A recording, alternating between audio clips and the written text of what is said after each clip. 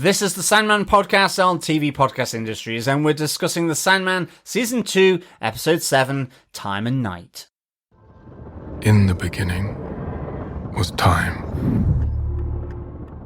The relentless beat in which things could happen. In which everything could become. Matter could exist.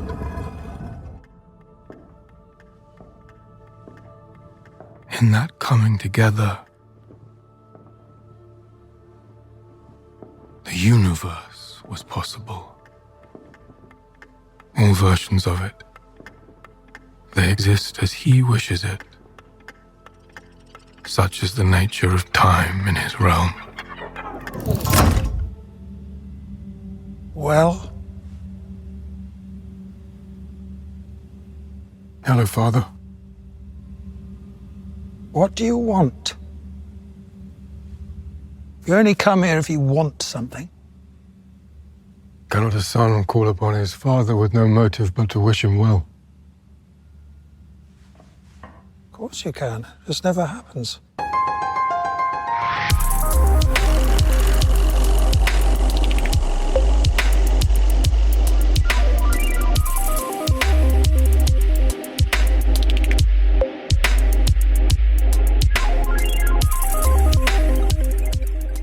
Welcome back, fellow dreamers, to the Sandman podcast on TV Podcast Industries. We're here to discuss the Sandman Season 2, Episode 7, Time and Night. I am one of your timely hosts, John. And I am your nightly host, Derek, I guess. Feels like nightly, it's sometimes. I guess so. We podcast a lot. I am time. You are time, yes. And space, actually. In fact, I'd probably be space, because I'm a geographer. Well, there you go, yes, absolutely. But welcome back, fellow dreamers, to the 7th episode of the Sandman Season 2. Yes, indeed, Yeah. yes. We left the Dream Lord, I guess, crying back in the dreaming, in mourning for the death of his son at his own hands, and also the onward journey and the saying goodbye to his brother, Destruction. So, and indeed, he has, lost his recent company in his little sister Delirium. So, yes, he's suddenly back, needing to focus is our old Dream Lord Morpheus. And there's nothing like a good old death threat that will focus the mind, I guess. Well, absolutely. From the old fates. Yeah. So, really interesting kind of episode here. Sort of, I mean, I kind of viewed it as, I'm panicking now. Right, must go to Destiny. Like, can you get me out of this? And then it's like, well, let's just kind of put my head into the lion's mouth, shall I?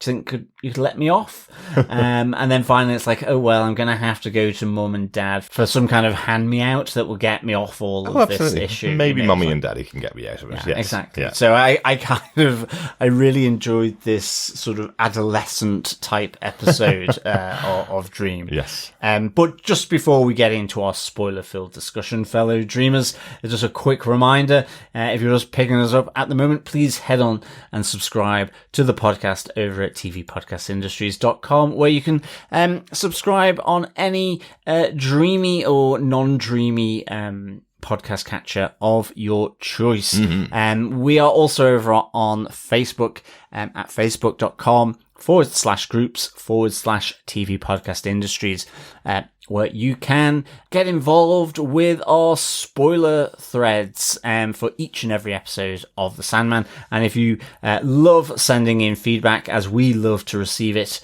then please as well, you can send in your thoughts, theories, and observations to feedback at tvpodcastindustries.com by email. Absolutely. Yeah, excellent stuff.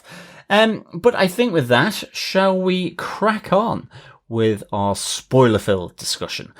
Derek, what are some of the episode details? Well, the executive producers of the show, of course, are Alan Heinberg, Jamie Charles, and David S. Goyer.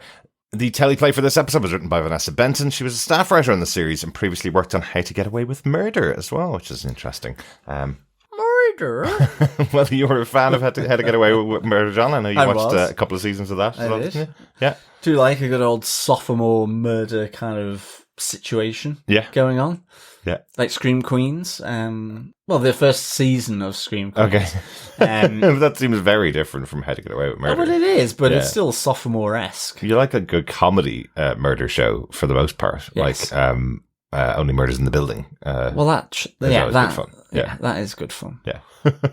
But that's where Vanessa Benton came from, the writer of this episode. The episode was directed once again by Jamie Childs. John, would you like to tell us the synopsis for The Sandman Season 2, Episode 7, Time and Night? Sure. Morpheus visits Destiny and then the Kindly Ones, but they cannot help him escape his fate. So Morpheus visits Loki and Puck, now a couple, and calls in his favour for saving Loki. Later, after the Dream Lord has left, Puck suggests privately to Loki to do what Morpheus wants, but not when Morpheus wants it to be done, thereby causing more chaos. After returning to the dreaming, Morpheus reveals that Lyta Hall's son Daniel will be his successor as the new Dream Lord. Morpheus then visits his parents Time and Night, but they too cannot help him either. Back in the dreaming, Chlorocan tries to return Nula to Fairy at Titania's orders. Though Nula resists, Morpheus persuades her to go back to Fairy for her safety, though before leaving, he gives her a necklace which will summon him anytime she calls him. Meanwhile, Lyta and Rose visit Unity's home in London, where disguised Puck works as the butler. That evening, while Rose and Lyta are at dinner in London, Puck puts everyone at their home to sleep, kidnaps Daniel, and takes him to Loki. Oof. I know, a bit of kidnapping. A bit of child napping. Yeah, a bit of child napping. Yeah. And not the sleeping kind. I'm taking it now. Sorry. Yes. Everybody likes when children sleep, not when they get kidnapped. Yes, that's right. Exactly. That's right. But the return of Puck and the return of Loki. Yeah, I liked this. Yes. I liked the return of Puck. I always kind of thought Loki would be returning on the basis of the episode where effectively Morpheus binds Loki to him after Loki tries to get out of spending the rest of eternity in Odin's prison. But ultimately, I wasn't expecting Puck, but I like the fact that Loki and Puck are shacked up together. Yeah, it's kind of an interesting couple. I also love how mischievous they are. You know, you've got the god of mischief, basically, with Loki, and you've got the mischievous goblin from the land of Fairy. It's a hobgoblin. You know, where the two of them have joined together, and their introduction is on the TV, basically on Sky News or Fox News, where they're announcing that the Pope is welcoming women into the priesthood, and he and his main cardinal Visconti have been replaced by Puck and by Loki. So they can really play. I just love the idea that the biggest prank they can play on the entire planet is to have the Catholic Church actually bring women into it. It's just hilarious that this would be their big prank. Great little niggling of the Catholic Church. Yeah, no, it's very well done. And I say that as a former Catholic, by the way. Well, I just say it as an atheist. It's just very well done that there's just this, little reminder that, there's no female priests. There's, we'll never get a female pope anytime soon. So it's all hey nunny nunny still. So exactly. I think, it's just that nice little moment of politics being brought in, and just fleetingly, and then off it toddles. Just a joke, though. It's not politics. It's just criticism of the satire. Church. Yeah, exactly. It's satire. Exactly. But let's start with our top moments from the episode. Let's start with Morpheus making his plans as he's trying to deal with the fact that the Kindly Ones are now effectively placed him in their crosshairs because he spilt family blood. Yeah. We mentioned it a little bit already, but yes, this idea that now Morpheus has kind of gotten through his mourning period. He tries to reach out to all of the places that he can possibly get some help. Absolutely. He knew this was going to happen. This is foretold. He knows if he kills a member of the Endless, or a member of any connection to the family, that he has to be killed. So he knows it's going to happen, but he's trying to work out, is there a way around it from Destiny? And Destiny's response is, nothing is unexpected, of course. But he's effectively told that this is now fate rather than destiny, so he cannot see any more pages in the Book of Morpheus. Yeah, no, I thought it was good. I mean, I weirdly kind of just thought at least this first part was almost like a Guy Ritchie movie. It's like he's done something and now he has to try and get out of it. Absolutely. And he's going around all the bigger fish in the pond. His big brother, then actually onto the people that do want his head, and facing up to them. And then in the end, he's got to call in a favour.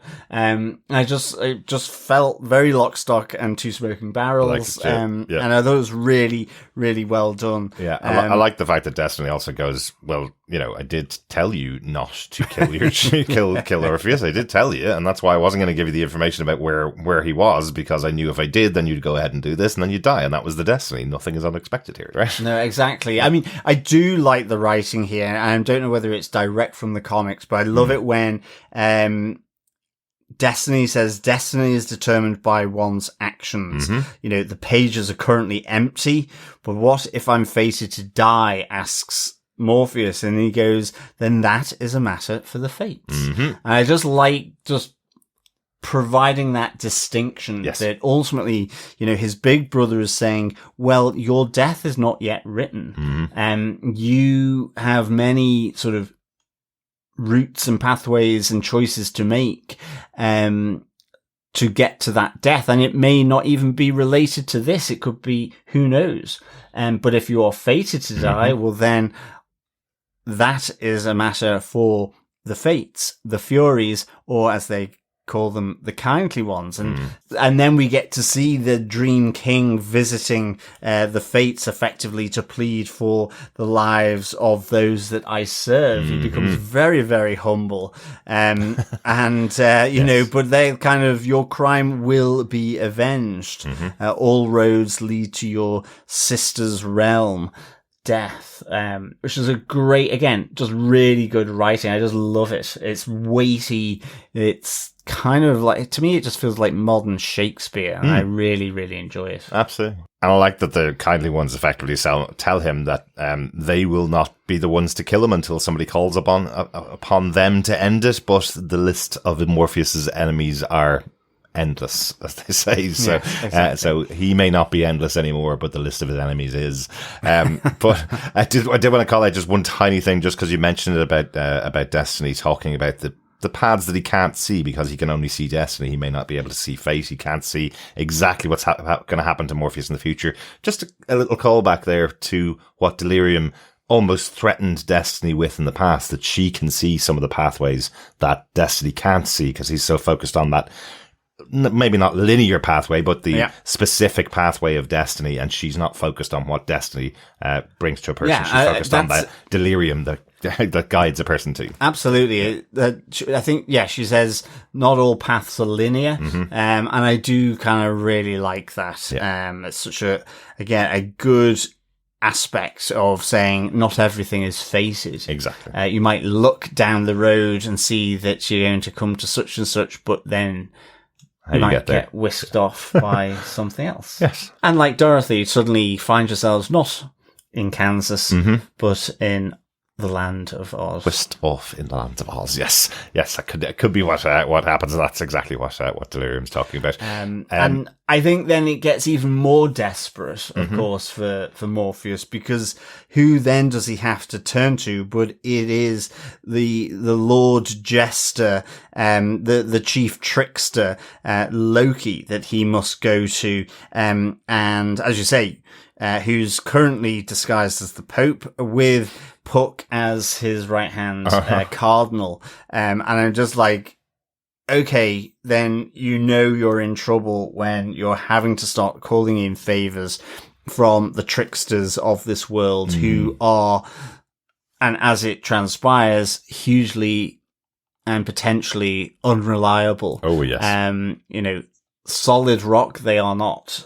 You're building your escape plan on foundations of sand, I think, a bit here. Absolutely. Morpheus. And, we do get that. So I do like just how Morpheus has to scramble here a bit throughout this initial part of this episode.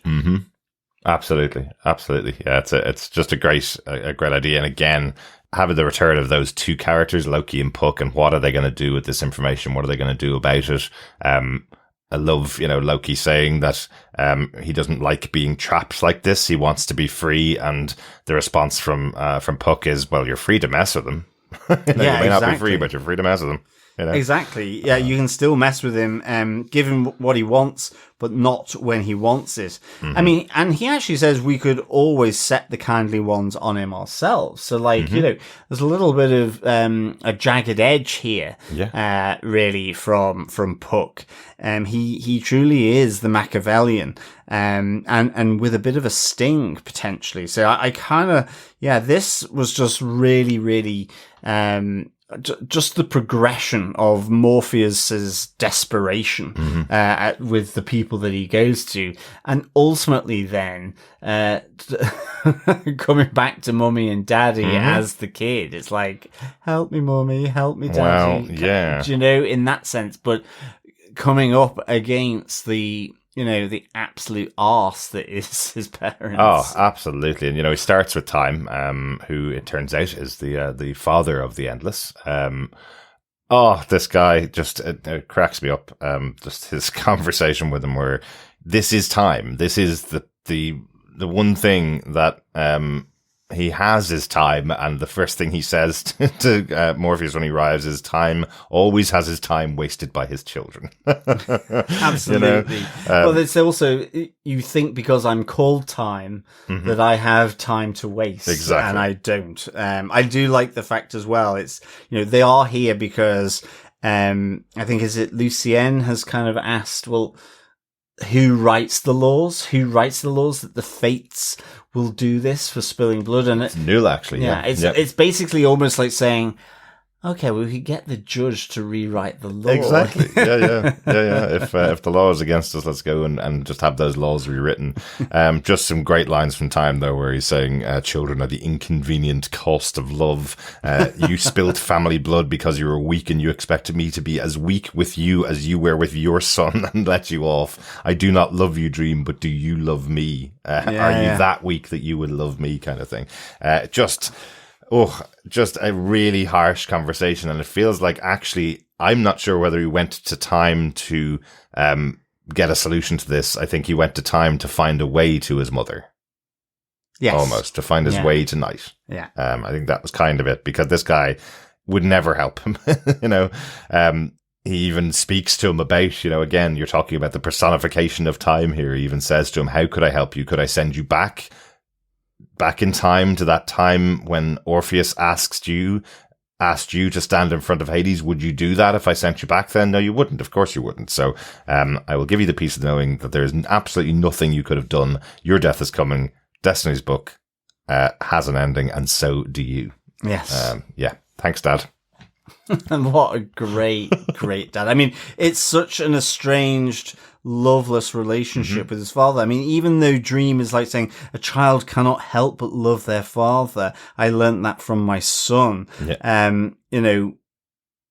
But he's like straight back at him. You could not save your son, like you cannot save yourself now. Yeah. And it's just, so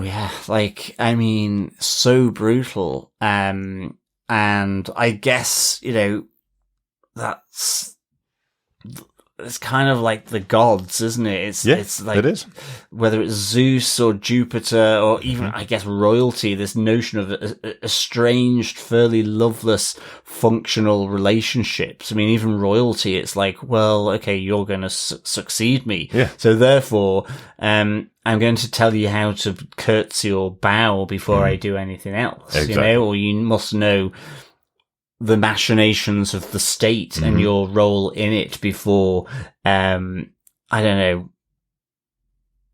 playing with toys or something. Exactly. I don't know. Yeah. It's just really interesting. It's all there. It's all there in Time's performance, and just these few moments that you get to meet Time, and the fact that there is that change again. I think a change in Morpheus where he's saying to him, I knew you wouldn't help, so I came here just to say thank you for everything. And you're like, did you though?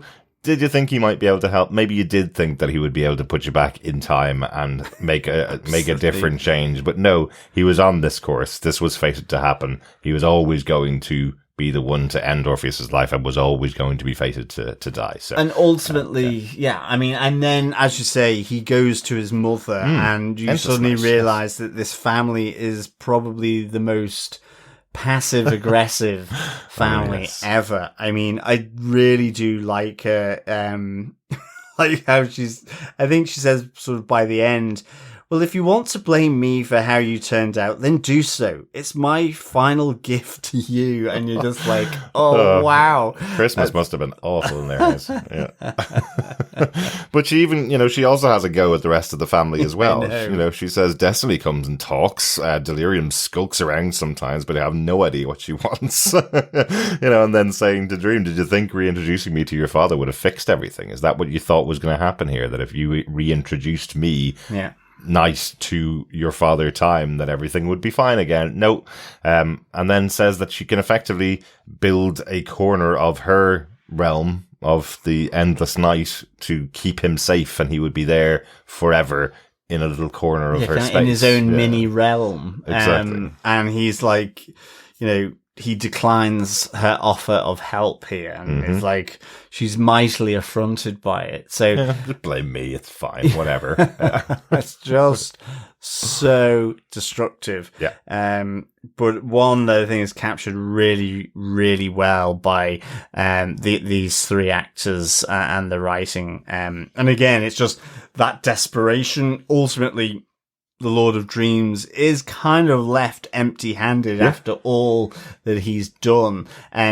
Literally, the only thing is really then trying to secure his succession with his son Daniel Hall, and that is ultimately through Loki and Puck. But they have their machinations that are working against him there as well. So I kind of like the fact then that, we're reintroduced to Daniel Hall here with his mum, Lyta Hall. And Miss Walker as well, as they go to the mansion that we've seen previously. As this has kind of been bequeathed to Rose Walker. So it's kind of a nice little sort of full circle moment here a bit as well, I think. Absolutely. Which is nice from season 1. Yes, exactly. Bringing back those characters from the first season of the show. And again, something that was often done in Sandman. You'd have a character disappear for 20, 30, 40 issues and come back and perform a very pivotal role here. The fact that we've only seen Daniel, the baby, we heard about him in season 1. We met him once when we saw Morpheus pay a visit to him, and now here he is, and effectively Morpheus is proclaiming to the rest of the Dreaming that this child will be his successor in the future. This is quite a big job that the little baby will be taken on in the future, right? Yeah, absolutely. Before we move on from to that final kind of section of the episode, I do want to mention just that when he returns to the Dreaming, he's effectively saying to them, well, his parents didn't really help. Lucien's asking about his parents' visit, and they said, well, they gave me life, and that's probably all I deserve, and that's it. So he is closing down the realm of the Dreaming so that he can prepare it for Daniel taking over in future, something he didn't get the chance to do when he was kidnapped before the first season began, let's say. So he is sending people off. He's sending Nuala off home with her brother Cluracan, and he's battening down the hatches, let's say, before anything bad happens. Absolutely. I mean, I do like the fact that when Dream does go back to the Dreaming and he's with Lucienne, I think there's a real nice moment there, when he's saying, well, his parents haven't helped at all. And Lucienne kind of, again, I think just really empathetic, but she's listening to him, she's hearing what he's saying, and she just goes, well, there are actually parents that will actually love their children and will do anything for them. And it's kind of that bonding, it's that connection between these two, and Morpheus, comes back to her to say, as you, Lucienne, have done for me, that you've taken care of me, you've looked after me, you've loved me, in that way. And it's just a really nice moment between these two, I think. Yeah. There was always a little thing in the comic with Lucian, in the comic, who was the librarian.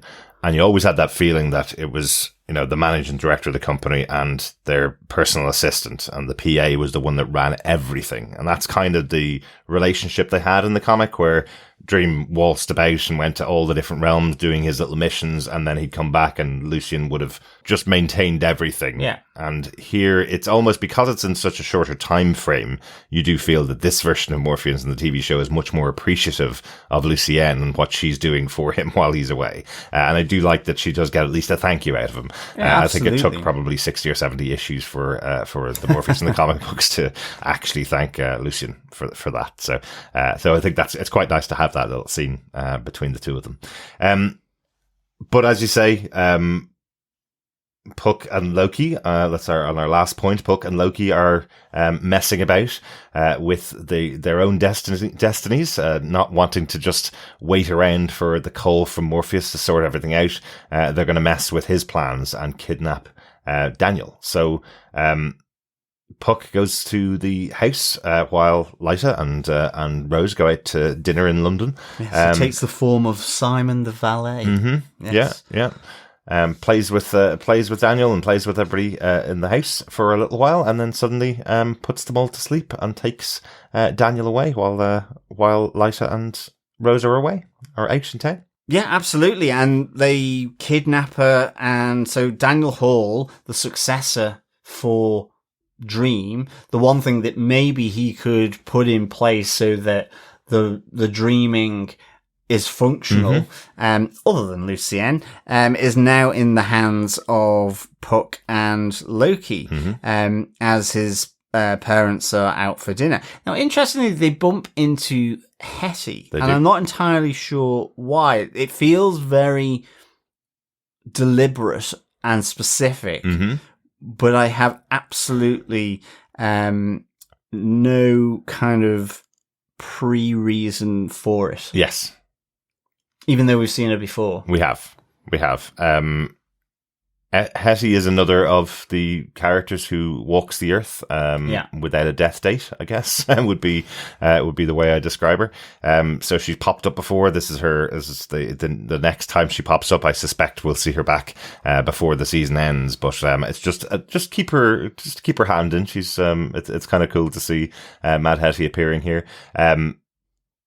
Again, massively condensed the story from the comic books to the TV show. So there are some characters that aren't getting arcs that they got, or will get arcs later on in the season, and they might be joining those together. So it's lovely just to have a little moment where an iconic character like Mad Hetty is meeting Lyta Hall, who's the mother of the future Lord of Dreams, and Rose Walker, who was the Vortex of Dreams back in season 1 before that power was taken away, and she was saved. So it's just nice to have these three characters on screen together for a little moment. Yeah, absolutely. So it might just be for that reason. Keep an eye out for Mad Hetty. You won't miss her next time as well.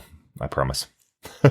Excellent stuff. But I mean, that's it really. We're kind of left there. I mean, the only other aspect of it is, as you say, you've had Dream kind of preparing his allies. You've got Fiddler's Green, Pumpkinhead, Matthew, Lucienne, Nuala, all sort of how to defend the dreaming, walls, armies, weapons of varying sorts. And as you say, in the end, you have Nuala sort of being taken back to the land of fairy by Cluracan. And you have this moment at the end where in a sense he's saying goodbye to Nuala. Gilbert gives a book to her, whereas Dream gives her this necklace. But he's effectively sending her away against her will, just because he can't guarantee a safe life for Nuala in the dreaming, or in for that matter, any of them while they're in the dreaming. Exactly. Here. Yeah. So it feels like everything's on a cusp here, really, with everyone being sent away and the future of the dreaming effectively now in the hands of the trickster and the Machiavellian hobgoblin. Exactly. So yeah, it's kind of an intriguing end to this episode. Well, as we say, we're on the ebb and flow of how Netflix is delivering these stories. We're on that brand new wave has begun to a new arc where we're setting up what's happening for the next 3 episodes, or maybe 4 in this case. But the arc here beginning with, I guess, Morpheus unable to get himself out of the situation that he's got himself into, and the one way out that he thought he had, which was having the future Lord of Dreams ready to go, has now been kidnapped by the tricksters. So yeah, not a great situation to be in. John, is there any notes, anything else that you want to mention before we close out the episode? No, nothing from me really. I think it's all kind of there actually. For me, I just wanted to mention, you talked about Nuala, just to mention she does talk about the fact that she was the leader of the armies for Fairy, and she wants to create an armed force to protect the dreaming from what she believes is going to be the oncoming onslaught. Well, I do like the fact that she is using a bow and arrow, and then Pumpkinhead brings out machine guns and an RPG, which is quite important for my out of 5. Good old Marv Pumpkinhead, always there with the weapons. Great stuff.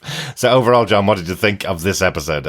Episode 7, Time and Night. Again, I really enjoyed this episode. I'd give it 4 dreamy RPGs out of 5. I did just like the whole sort of Guy Ritchie element to this a bit, really. Like that I don't know whether it intended to do it in that way. It's just the way it kind of conceived in my head as I was watching it. It's like, oh no, I've done something really stupid. Now I've got to try and get myself out of it. And increasingly having to go to the source of the issue. And then it's like, well, what if we rewrite it, but it's watertight? And I did just like it. And I think all the different relationships, you know. Well, I wonder if Vanessa Benton worked on the Netflix series from Guy Ritchie, The Gentleman. Maybe, yeah. But then again, her previous show was How to Get Away with Murder, and that's basically what Morpheus is trying to do in this episode. So I just really, really enjoyed this episode. I give it 4 dreamy RPGs out of 5. Fantastic. Great stuff. Well, let's get on to some feedback from our wonderful fellow dreamers, John. Absolutely. First up, we have an email from Coffee and Vodka who says, "Greetings, fellow abducted defenders. Just when you think they've streamlined out almost all of the sporting cast, along comes Lyta, Rose, and Mad Hetty. We've even got non-source material characters like Time, Night, and Resurrected Gilbert. Most of these, due to the machinations of Loki and Puck, are there to provide more rope for Dream to be hanged with, but it's still nice to see them. In the mix of all the acting talent, including favourites Patton Oswalt and Mark Hamill, it's easy to take for granted. Tom Sturridge and Vivian Acheampong's consistently perfectly portrayed Dream and Lucienne. Their pseudo mother-son bonding moment was golden after the treatment he had received from his actual parents. Every time it looked as though they had strayed far from the books, they managed to loop it right back on track, which makes me hopeful we'll see the World's End in. Speaking of hope you're enjoying the sure fit of wonderful content, including Eyes of Wakanda, which looks fantastic. 4.5 didactic daddies, moonlit mummies, and fateful sisters out of 5. Peace and take care. Coffee and Vodka. Great stuff, Coffee and Vodka. I'm really looking forward to seeing, and I hope it will be there, the World's End Inn. I kind of like that notion. And also because it's kind of like the name of the last pub that features in the final movie of the Cornetto trilogy with Simon Pegg and Nick Frost, yes. A World's End. The World's End, yes, absolutely. So, yes, I like the concept of that. It's a bit like those pub signs. It's like the Green Man as well, which is always a bit weird when you see the Green Man. You're like, oh, I wonder what that's about. It's just across from the traffic lights. That's all it is.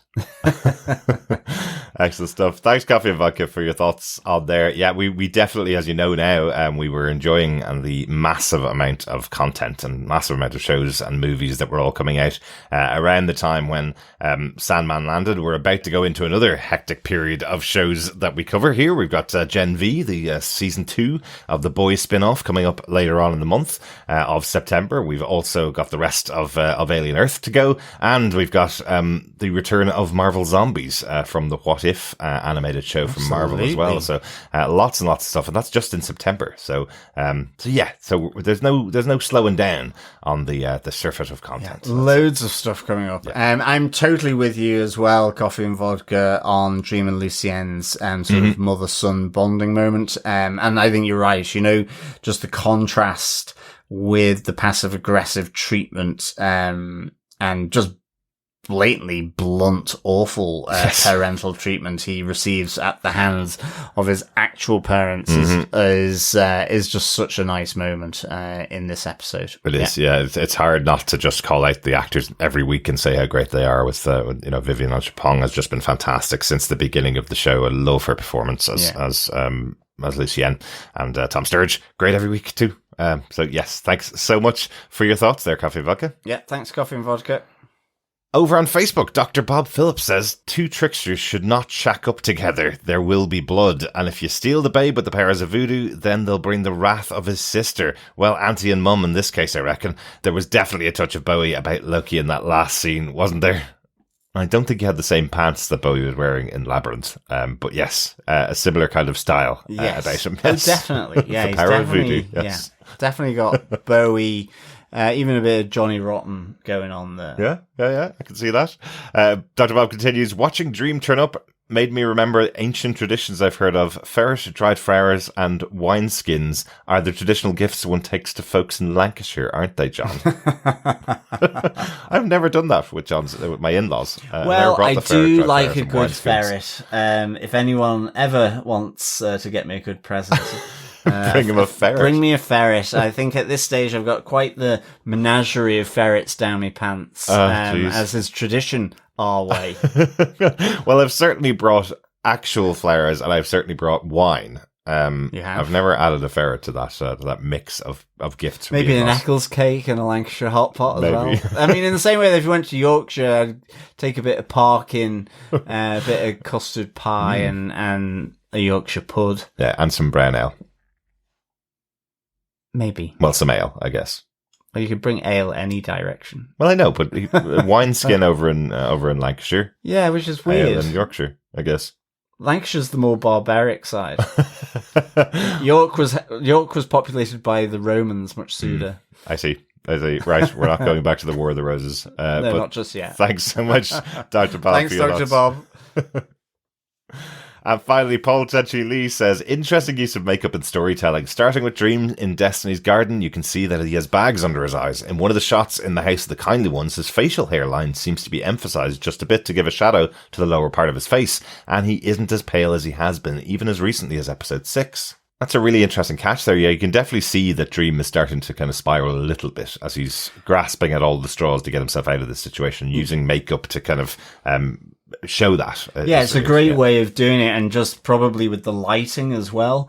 It's a great way of sort of helping the story telling along as well. That whole production side of it, the cosmetics, the costume, it's all really good.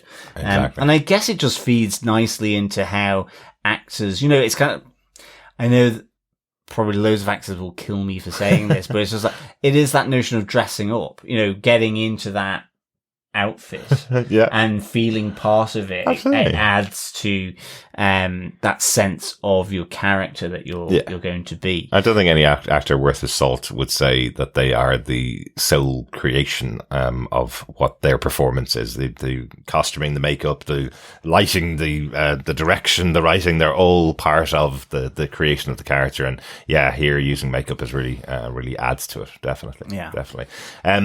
Paul continues, I don't remember time and night from the main comics run, maybe in one of the trades that came out in 2010s, but love having Rufus Sewell show up as the father of the Endless. It's somewhat opposite character to his former US ambassador, husband of current US ambassador in The Diplomat, also a Netflix show. Anyway, we now get a glimpse into the generational trauma of the Endless. This just makes Delirium's situation even sadder. And it really does, doesn't it? Especially when Mother Night is saying she arrives and wants to say hello, but I don't really know what she's talking about, basically. Yeah, so, you know, absolutely. Like, oh, you're a great mom, definitely.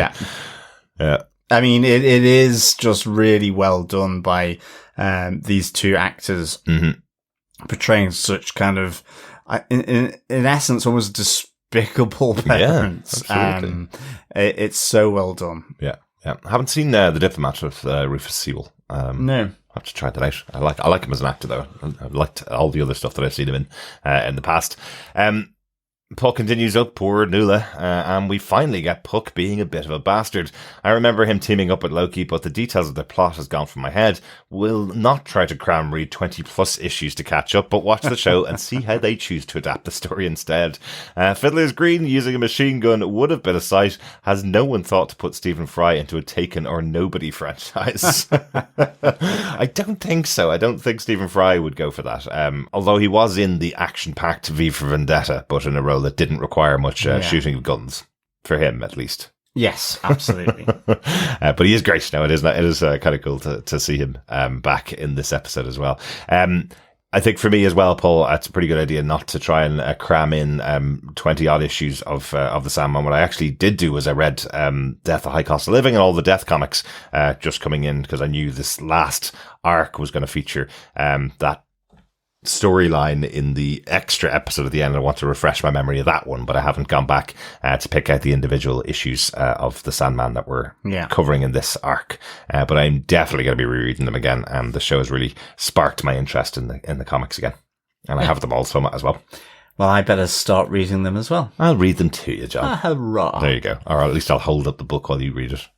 It's very heavy, as we mentioned before. Yes, I must purchase a lectern off Amazon. There you go. Great stuff. Thanks, Paul. Yeah, thanks so much, Paul, and thanks to everyone for your thoughts and comments about this episode of Sandman, Time and Night, as well as the types of presents I wouldn't mind receiving from our fellow dreamers. Please don't post any ferrets to our house. No, don't post any ferrets, but a bit of blood pudding and some Eccles cake would be very well and gratefully received, along with some wine skins, aka bottles of wine. There you go, yes. But you can keep your dry flowers and your ferrets for yourself. Exactly. But thank you so much for joining us. We'll be back next time for the 8th episode of Season 2 of The Sandman, Fuel for the Fire. Speak to you again next time. Indeed, yes. Who's going to light up episode 8? But until then, keep watching, keep listening, and of course, fellow dreamers, keep dreaming. Bye. Bye.